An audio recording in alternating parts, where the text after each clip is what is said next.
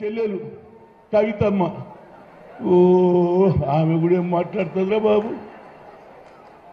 ఆయనట makeup pack up అట.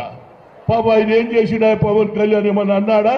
ఎలక్షన్ల ముందు మేకప్ వేసుకొని తర్వాత ప్యాకప్ చేసే వాళ్ళు వచ్చినా పైన ఏదో మోడీ గారు ఉన్నారు, మేము ఇక్కడ ఏదో చేసేస్తాం తెల్లారికల్లా అని చెప్పి అబద్ధాలు చెప్పేటటువంటి బీజేపీ నాయకులు వచ్చినా, లేకపోతే ఆంధ్ర తెలంగాణ పేరుతోని హైదరాబాద్ను విచ్ఛిన్నం చేసే టీడీపీ నాయకులు వచ్చినా ప్రజలు పట్టించుకునే మూడ్లో లేరు.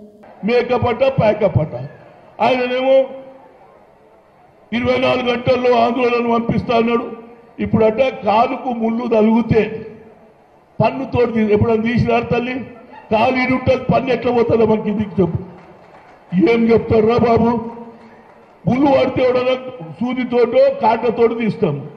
చెప్తాంలా చూడు, కాలు కిందికి ఉంటుంది, పన్ను కిందికి పోతా ఆంధ్రాబాయ్ చెప్పు. నేను చాలాసార్లు ట్రై చేసిన ఇట్లా ఇట్లా వస్తేనే లేదు, కిందికి పోతే కదా పన్ను వచ్చేది.